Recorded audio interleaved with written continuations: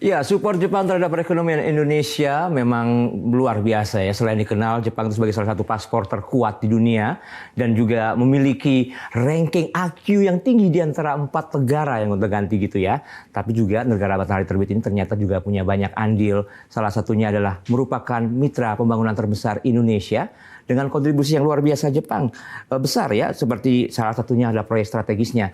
Ada Patimban, kemudian ada juga MRT, kemudian pengembangan pelabuhan logistik dan sebagainya. Dan kontribusinya itu sekitar 45% dari total bantuan pembangunan resmi diterima Indonesia sejak tahun 1960.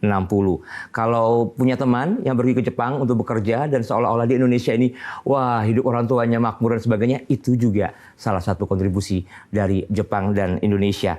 Kenapa saya bicara tentang hal ini? Karena saat ini di acara baru kita, The Brilliant, kita akan berjumpa dengan sosok The Brilliant, yaitu Sensia Isa, pemerhati hubungan internasional dan investasi.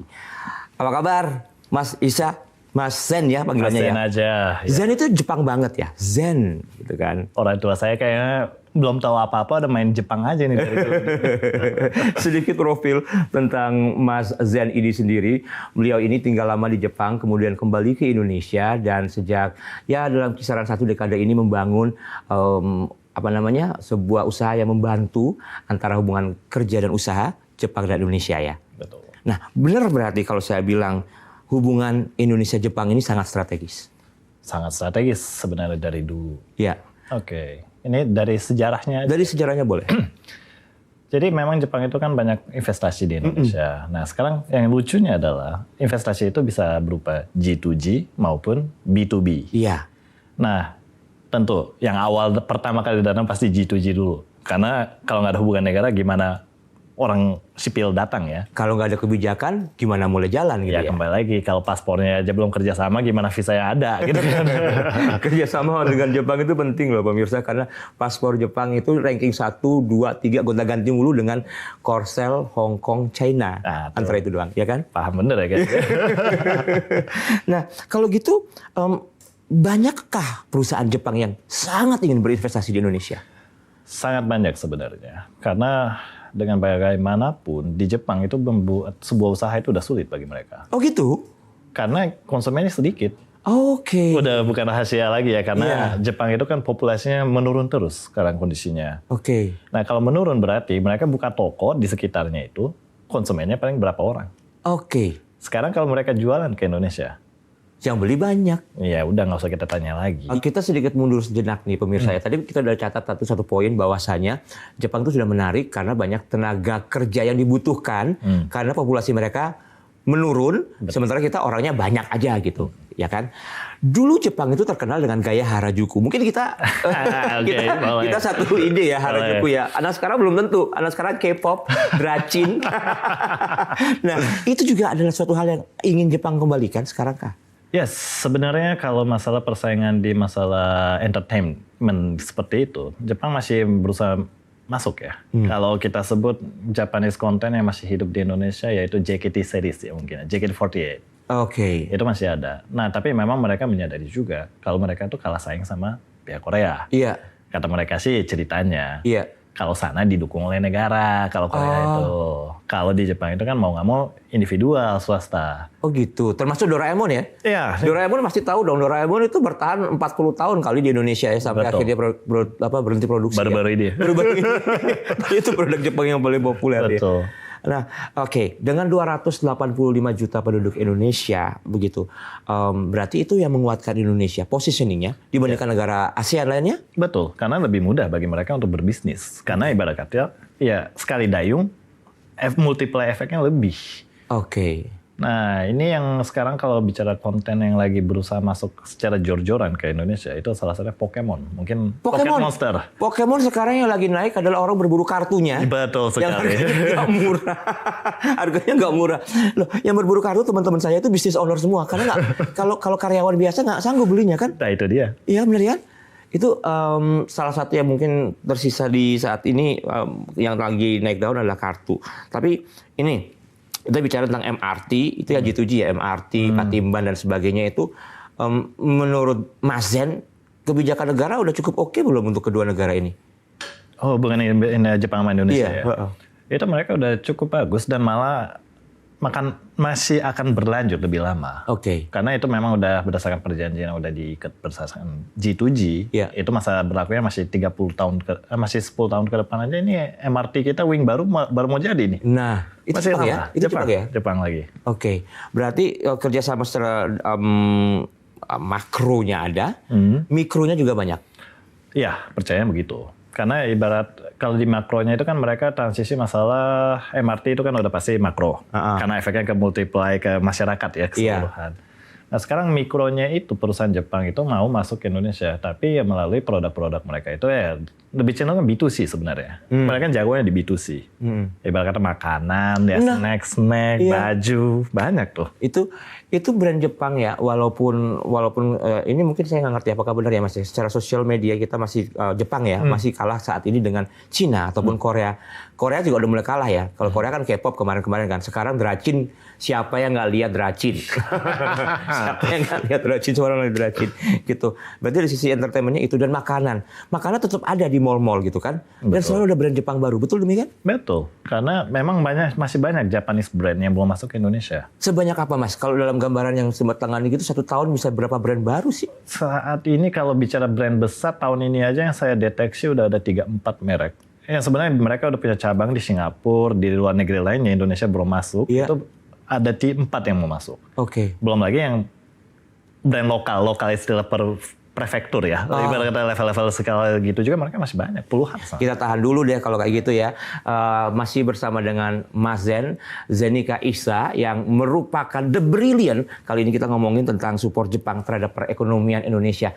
Pasti yang penasaran ingin tahu adalah kalau peluang mau kerja di sana gimana? Atau peluang jagain investasi biar nggak di korban gitu gimana? Tetap bersama dengan kami.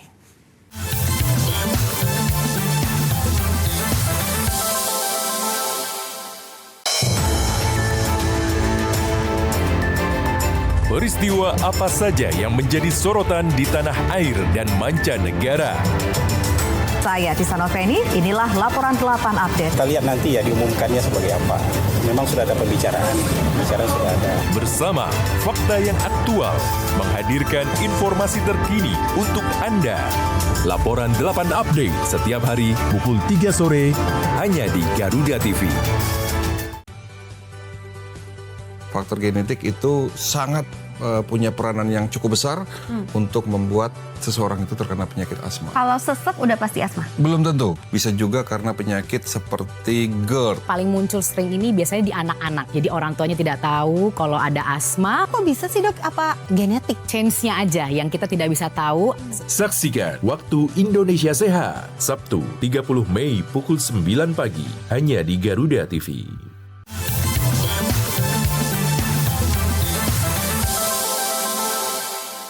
Ya, Anda masih bersama dengan The Brilliant. Ini acara baru ya yang bisa kita saksikan dan sama teman saya ini, Mas Zen ini yang memang brilliant banget karena melihat sebuah peluang yang ada. Kenapa di episode pertama ini kita membicarakan tentang bagaimana support Jepang terhadap perekonomian Indonesia?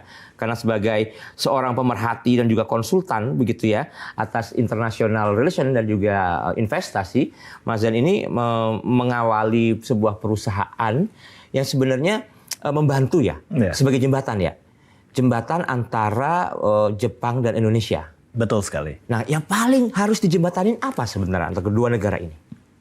Business negotiation dan proses supaya mereka nggak gagal di Indonesia dan serta nggak ada pihak Indonesia yang dirugikan.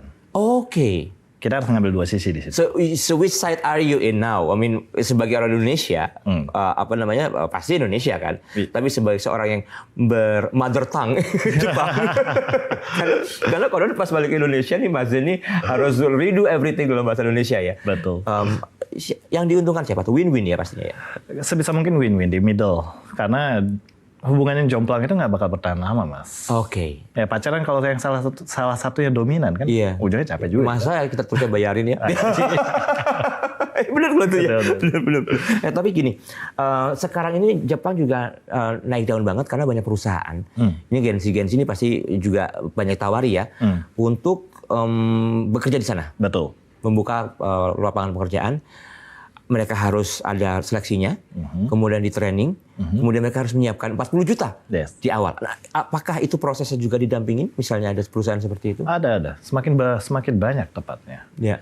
Karena salah satu persyaratan untuk berangkat kerja ke sana itu ya nanti ada ujian bahasa Jepang, JLPT. Ya. Berarti di karantina dulu nih latihan Jepangnya dulu. Betul, bahasa sekaligus langsung skill working skillnya itu di training dulu.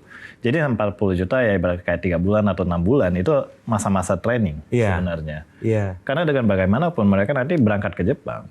Itu nanti ada prakteknya dulu dan kembali lagi dites lagi bahasa Jepangnya. Kemudian mereka akan bekerja. Masalahnya adalah ada ujian susulan nanti. Iya. Setelah udah sekian tahun, udah 1 tahun lah contohnya. Mereka akan diuji lagi. Nah kalau di ujiannya itu nggak lulus, dipulangin. Visa nggak Oh diperpanjang. gitu. Jadi ada appraisal ya istilahnya ya? Yes.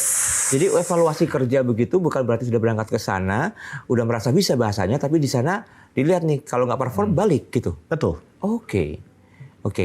Nah kalau kayak gitu berarti perannya ini saya mau menanyakan terkait dengan ini. Indonesia is mixing news sekarang ini. Banyak berita dari A sampai Z begitu ya. Kadang-kadang itu berpengaruh sama investasi. Betul. Betul demikian ya. Kalau dalam hal ramah investasi, apakah Indonesia ini masih ramah investasi? Kalau dibandingkan negara lain Iya, ya. di ASEAN aja dah.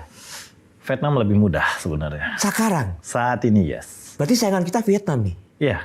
Simpelnya aja.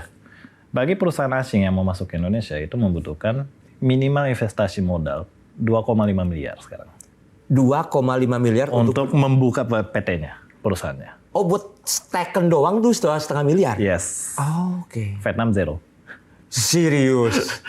Oke. Itu simpelnya aja. Tapi itu adalah official regulation official government. memang udah. Memang ya. Memang jadi, nah apakah ini juga yang sebagai pemerhati hubungan internasional dan investasi itu yang juga digawangin gitu?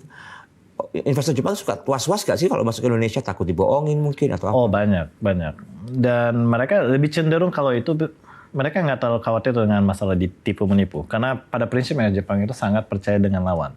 Good faith-nya itu selalu ada. Iya. Tapi yang mereka suka keliru itu adalah membaca pasar. Karena ada culture gap di antara Jepang dan Indonesia.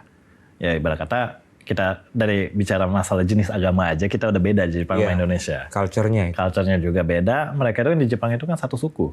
Iya. Kita berada berapa suku. Iya. Jadi ketika mereka mau menyerang, mau invasi ke Indonesia, expand, itu kan mereka hanya berpikir dengan logika mereka saja. Iya. Sedangkan di sini kan pluralisme ini kan luar biasa sebenarnya. Oh, kita tidak bisa bikin dengan logika ya. Kita Nggak harus bisa. adapt all the time ya. Yes, jangannya kalau salah kaprah misalnya contoh, bisa aja orang Jepang mau bikin restoran Padang dengan veggie gitu. Nggak, bagi kita impossible. Terus kalau produk asing ataupun Jepang khususnya kalau masuk juga harus ada label halal ya. Berarti Betul. tahapan itu juga yang dibantu. Betul. Nah, jadi bagi perusahaan asing yang mau masuk ke Indonesia, Jepang juga termasuk. Ya mereka itu ketika mau masuk ke Indonesia sebelum masalah bikin perusahaan di sini, mereka harus melakukan riset terdahulu. Ketika mereka mau bikin usaha di Indonesia, apakah ini memungkinkan atau nggak, diizinin atau nggak nih? Iya. Nah setelah itu mereka harus melengkapi izin seperti apa. Ini kan prosedur yang sangat-sangat panjang. Iya. Agak ngejelimet di situ sebenarnya. Oke. Jadi perusahaannya udah berdiri, tapi kalau izin belum turun, kan belum bisa Iya. beroperasi. Berarti apa yang biasanya Mas Zen sarankan gitu untuk investasi yang masuk? Apakah izin dulu atau nyicil bangun infrastruktur atau semua pasti menyarankan paralel gitu ya? Iya. Tapi yang terbaik ketika investasi itu masuk ke sini? Legal risk sama masalah market size. Oke. Due diligence terhadap market itu sangat penting. Karena ibarat kata ya produk mereka ini yakin diterima oleh masyarakat atau enggak. Kan harus ada trial dulu sebenarnya. Oke. Berarti izin dulu, cek ombak pasar, Betul. baru kalau izin keluar, baru bangun pabrik atau baru bangun apa kayak gitu ya? Bisa restoran juga, semua seperti itu. Karena Oke. karena membangun sebuah bisnis di itu kan bukan sesuatu yang kecil ya secara Iya, pendanaan. bagus-bagus bikinnya nggak ada yang beli gitu. Nah itu dia. Kan pengusaha kan pasti maunya nyari cuan. Iya, paling nggak balik modal. Ya itu dia. Nah mereka selama mereka lama di Indonesia juga itu kan membuat peluang juga bagi kita semua karena lapangan kerja semakin terbuka. Ya ibarat kata ya kita udah pusing dengan cari loker kan sekarang kondisinya gitu. Iya, cari lowongan kerja memang susah sekarang. Itu dia. Oke, secara pemerhati hubungan internasional, Jepang apakah salah satu negara yang tidak ribet? Maksudnya ada banyak nih, ada perusahaan negara A, B, C, D, E gitu. Oke, ribet dalam artian ketika kita berkomunikasi ya. Iya. Atau mungkin banyak mau gitu. Anak zaman sekarang kan beda banget nih gitu. Oke, kalau perusahaan Jepang itu mereka tuh lebih cenderung sangat detail. Tapi detailnya itu di tahap depan awal. ya. Iya, di depan gitu ya. Mereka itu karena mereka berpikir daripada kami tahunya separuh-separuh, kami main jalan aja, tiba-tiba kecelakaan di tengah jalan. Iya. Ini kan udah membuang waktu dan tenaga, Ya. segala macam. Mereka nggak mau di situ. Ah, Jadi mereka maunya tuh detail oriented in the beginning, tapi habis itu kan mereka udah bisa jalanin kan. Dan dalam urusan inilah pembukaan data, saling curhat-curhat awal inilah yang mereka sangat hargai sebenarnya. Jadi mereka sangat detail. Ibarat kata kalau kita bicara masih mau buka apa? Ya paling simpel aja deh, mau bikin kebun, mau nanam apa kangkung. iya. Tradisional banget ya. Kayak ibarat kata mereka bakal nanya, ini tanahnya seluas apa? Itu masih hal yang wajar. Iya. Tapi mereka akan nanya lagi, ini tanahnya, ini komposisinya seperti apa? Kompos, Ya ibarat kata soil ingredients. soil ingredients segala macam. Maksudnya itu apakah ada mineralnya, ada apa? Itu Iya. jadi list pertanyaan mereka. Iya. Nggak kepikir itu. Sampai pH, kadar asam, garam segala. Oh my God. Itu nggak kepikir, itu nggak Nah, kepikir. sekarang kebayangkan ribetnya kayak gitu. Iya. Berarti gini, kalau memang mau menawarkan sesuatu ke Jepang, kita tuh harus details dulu apa yang kita tawarin. Karena hal yang nggak kepikir pasti mereka tanyakan, betul? Betul. Oke. Ada banyak yang mungkin secara luas gitu ya. Perbedaan bos Jepang, bos Korea, bos Cina, bos Inggris dan sebagainya begitu ya. Kalau Jepang menurut karakter, Bang Zen, Mas Zen? Yang paling simple itu, Jepang itu selalu konsensus. Jadi mereka itu cara berpikirnya itu satu tim ya. Satu timnya pasti ada per layer. Dari operator, middle management, high management, dan top. Iya. Dalam hal ini mereka itu mengambil sebuah keputusan. Itu berdasarkan konsensus dalam persetujuan seluruh pihak. Inilah yang biasa mereka laksanakan. Oke. Kalau di negara lain ya ibarat kata top down.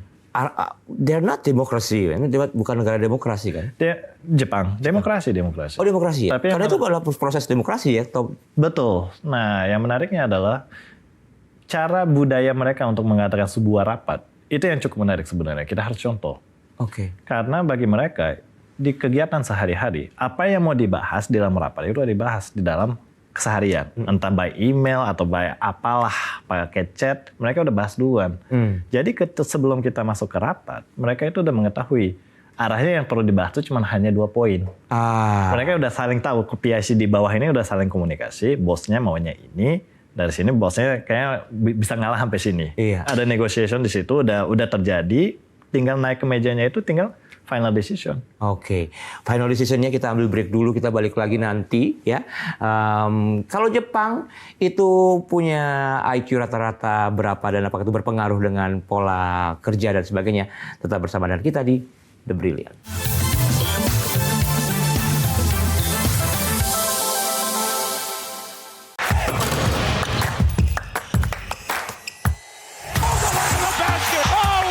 Hey Basket Mania, saatnya ngobrolin segala hal tentang dunia bola basket.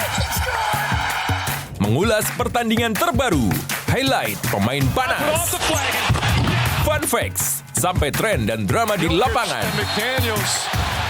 Jangan lewatkan Hoops Vibes, Sabtu dan Minggu, pukul 2 siang, hanya di Garuda TV.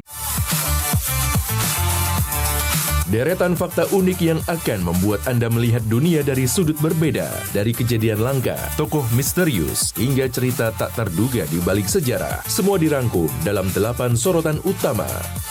Hilangnya pesawat tanpa sinyal darurat ini menjadikan misteri penerbangan terbesar dalam sejarah modern. Saksikan Klik 8 setiap Sabtu pukul 7 malam hanya di Garuda TV.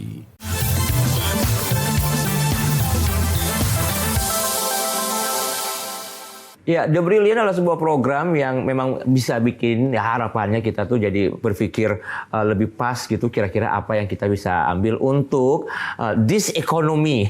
Sekarang pasti banyak ya harga beras kan this economy gitu. Banyak keluhan-keluhan itu. Tapi kalau kita ngeluh mulu tanpa ada usaha, nah itu dia. Nah, kalau di The Brilliant ini bersama dengan Mas Zen, emang kita membahas kita awali dengan dukungan Jepang ya. Dukungan Jepang pada Indonesia karena beliaunya memang background-nya sekolah di Jepang, kemudian balik juga membantu perusahaan Jepang yang mau ke sini, warga Indonesia yang mau jadi pekerja. Ya. Apa sih PMI itu pekerja migran Indonesia yang di Jepang itu. Jadi banyak hal yang didukung begitu. Dan banyak juga nih karena saya kemarin saya ada kedai nih, yang people dine in, I'm like the bartender. Jadi mereka datang dan bercerita banyak hal gitu. Termasuk salah satu this driver, dia driver, emang sopir pribadi orang. Bercerita tentang anaknya udah kerja di Jepang. Dari gajinya pertama kali dia kerja di minimarket yang banyak ya, UMR sekarang bisa 5 kali itu. Sebulan dia dapat 25 juta. Ya. Nah, teman-temannya banyak banget yang pingin. Nah, sebenarnya tipsnya bagaimana sih kalau orang Indonesia mau kerja ke Jepang itu? Apa yang harus dimiliki gelar atau apa gitu-gitu? Oke, sekarang kalau zaman dulu ya. Yeah. Bagi orang asing yang mau kerja di Jepang, itu persyaratan visanya luar biasa. Harus S1. Oh gitu. Nah, lalu zaman berubah. Karena krisis populasi, mereka akhirnya membutuhkan tenaga kerja yang ibarat kata yang lebih simple. Jadi lulusan SMA juga, SMK itu masih bisa berangkat sekarang. Jadi mereka mulai membuka keran untuk pekerjaan yang mudah dikerjakan, itu untuk warga negara Indonesia ya terutama ya. Mereka buka kerannya juga. Tadinya itu memang udah didahulukan dengan Thailand dari Vietnam. Lalu Indonesia dibuka kerannya. Disitulah persyaratan-persyaratannya kembali lagi ya kalau kita bahas. Mereka itu kalau mau berangkat seperti itu ya visa, pasti ada ujian. Dalam hal ini mereka itu kan mengadakan tes. Jadi kita harus lulus di tes itu. Oke. Nah tes itu salah satunya yang paling simpel aja. Ada tes bahasa Jepang dan itu diselenggarakan di Indonesia juga sebenarnya. Ujian itu. Jadi nggak usah berangkat ke Jepang baru bisa ikut ujian itu. Ada ujian sertifikasi bahasa. Nah ikut dulu itu. Nah bahasa ini sebenarnya di bahasa Jepang itu ada ya kita tahu lah. Dari huruf yang paling simple sampai huruf cacing joget lah. Huruf kanji itu begitu. Iya. Naga berdansa lah itu pokoknya. Jadi sebenarnya persyaratan untuk berangkat ke Jepang itu cukup dengan masih level 4 dan 3. Itu yaitu tulisan Jepang yang paling anak SD. Level anak SD bisa baca. Kemampuan bahasanya ya? Yes. Oke, berarti ketika seseorang punya keinginan, saya mau kerja di Jepang nih, entah mau jadi instruktur alat berat, atau entah mau jadi di bidang apa, itu ada persiapan tahapannya yang udah diramu sedemikian rupa ya? Iya, karena dengan bagaimanapun, mereka, ini pertanyaan yang cukup menarik nih. Yeah. Saya pernah ada datang perusahaan engineering, IT. Oke. Mereka datang ke Indonesia mencari ibarat kata tenaga kerja Indonesia. Pertanyaan yang saya lempar ke mereka adalah, kalian lebih mudah mencari orang Indonesia yang udah bisa coding, tapi nggak bisa bahasa Jepang, atau mendingan milih orang Indonesia yang bisa bahasa Jepang, tapi nggak punya kemampuan coding. Yang mana yang kalian cari sebenarnya? Jawabannya? Yang bisa bahasa Jepang. Oke. Ini lucu. Iya, kadang kalau dari mindset seorang entrepreneur adalah I don't care what language you speak, tapi ketika aku mau hasilnya begini, kamu bisa. Skill setnya ada gitu. Iya, tapi Jepang justru yang bicara bahasa Jepang aja dulu gitu ya. Kebanyakan seperti itu, karena mereka menilai sebuah pekerjaan itu nggak mungkin bisa dikerjakan dengan sendiri. Ini butuh teamwork.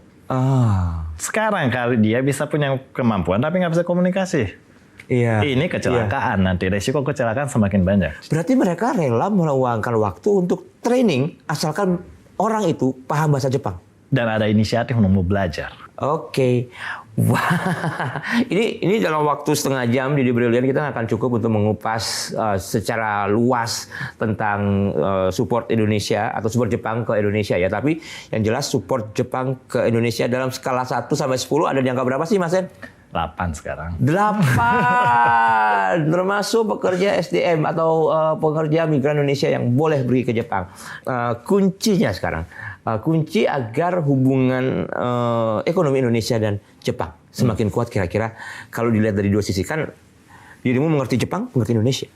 Jadi mereka kedua belahnya ini kayak masih kurang memahami satu sama lain. Karena bagi Jepang itu kan orang Indonesia ada orang Indonesia. Ya sebenarnya kalau bicara ada orang Sunda, ada orang Jawa, ada orang Padang lah. Banyak. Dan karakteristiknya itu lebih majemuk. Jadi mereka itu cenderung, kami orang Jepang ya karakternya udah. Orang Jepang seperti ini, udah ada gitu loh.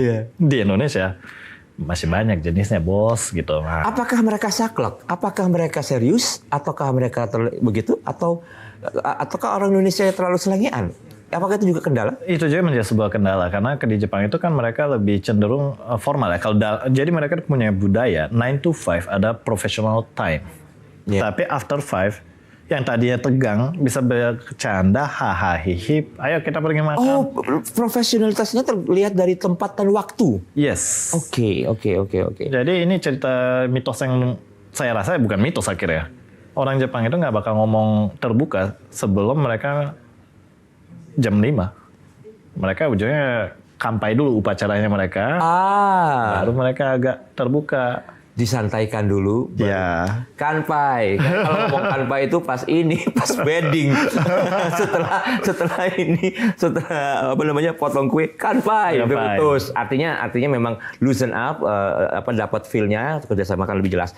Tapi kalau mau lebih details lagi, di sini ada Instagram account dari Mas Zen. Boleh ditanyakan kira-kira mau apa nih? Mau investasinya atau kalau mau kerja di Jepang itu kayak gimana? Terbuka kan orang mau teks untuk tanya-tanya, boleh di situ juga. Kalau saya punya privilege untuk tanya-tanya sama Mas Jan selama sekian episode sebanyak-banyaknya karena The Brilliant adalah sebuah program yang tayang di Asta TV dan Garuda TV yang tentu saja akan berjalan terus. Minggu ini adalah tentang kerjasama Jepang untuk Indonesia, apakah supportnya cukup banyak, dan minggu depan ada tema khusus lagi. Kita pamit dulu untuk edisi kali ini. Jangan lupa di @zensia.desu yang bisa langsung untuk ngobrol dengan The Brilliant kita. Yang terakhir sebelum kita pamitan The Brilliant, Mas, thank you. I'll see you later next week. Terima kasih. Sampai ketemu minggu depan. Bahasa Jepang. ご清聴いただきありがとうございました。また来週お会いしましょう。Hai. Sayonara.